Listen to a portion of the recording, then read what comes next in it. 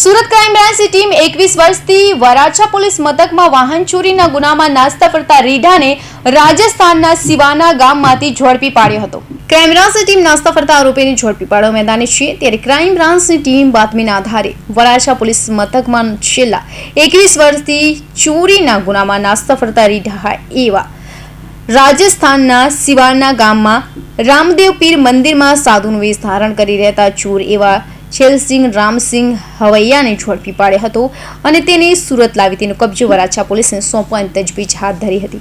મહેરબાન સીપી સાહેબ તરફથી સુરત શહેરમાં નાસ્તા પડતા આરોપી પકડવાની એક ઝુંબેશ આપવામાં આવેલી છે, જે ઝુંબેશ અંતર્ગત આજરોજ વરાછા પોલીસ સ્ટેશનનો વાહન ચોરીનો આરોપી જે 2003ની સાલમાં વરાછા પોલીસમાં વ્હીકલ ચોરી કરેલી હતી, જે છેલ્લા 21 વર્ષથી વોન્ટેડ હતો।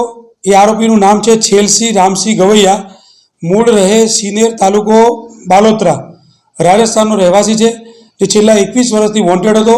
એ આરોપીની અમને બાતમી મળી કે એના ગામથી 8 કિલોમીટર દૂર સિવાના ગામ ખાતે એક નાની પોતાની મંદિરની દેરી બનાવી અને સાધુ વેશ ધારણ કરી અને ત્યાં રહે છે અને સાધુ જીવન ગાળે છે।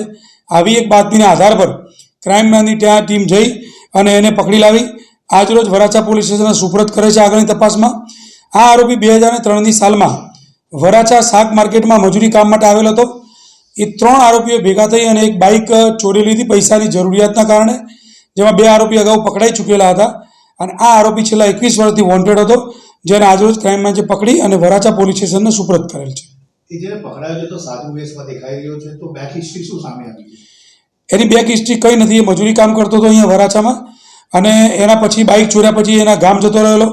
ગામ ગયા પછી એને જે પણ પસ્તાવો થયો હોય જેના કારણે એ એના ગામથી દૂર 8 કિલોમીટર દૂર એક સિવાના ગામ છે, ત્યાં પોતે મંદિરની દેરી બનાવી અને હાલ સાધુ જીવન ગાળે છે। એનો પોતાનો પરિવાર પણ છે, જે પરિવાર એના જે સિનેર ગામ છે એમાં રહે છે અને છેલ્લા 8 વર્ષથી પોતાના પરિવારને પણ મળવા ગયેલ નથી અને આ ટાઈપનું જીવન અત્યારે એ ગાળી રહ્યો છે।